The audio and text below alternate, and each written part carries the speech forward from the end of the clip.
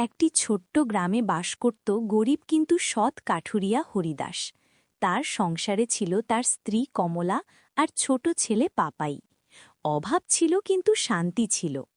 শোনো, আজ ঘরে আর চাল নেই। কিছু টাকা না আনলে আজ রান্না হবে না। চিন্তা করো না কমলা, আজ একটু বেশি কাঠ কাটব। বাবা, তুমি ফিরলে আমি তোমার সাথে ভাত খাব। অবশ্যই খাবে বাবা।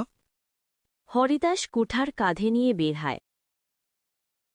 প্রতিদিনের মতো হরিদাস জঙ্গলের দিকে রওনা দিল।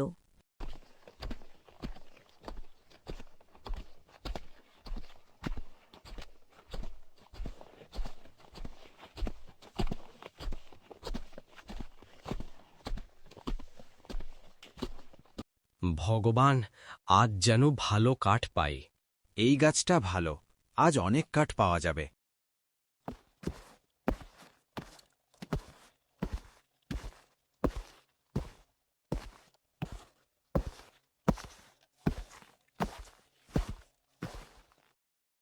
হঠাৎ হাত ফসকে কুঠার নদীতে পড়ে যায়।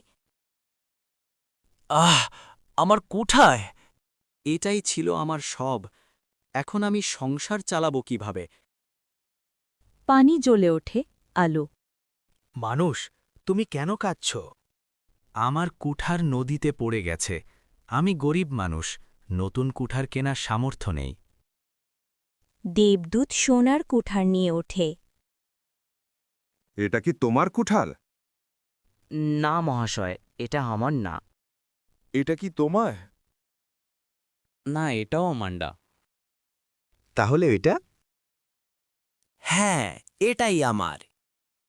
তুমি খুব সৎ মানুষ, তাই তিনটেই তোমার। ধন্যবাদ। এত দেরি কেন?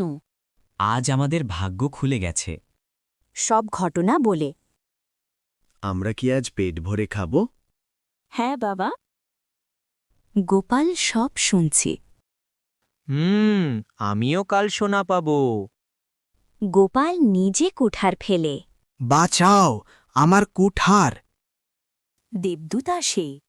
এটা কি তোমার সোনার কুঠা? হ্যাঁ হ্যাঁ, আমার।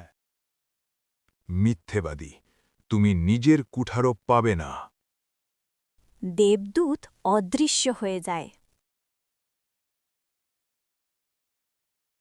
গোপাল নদীর তীরে বসে কাঁদতে শুরু করে।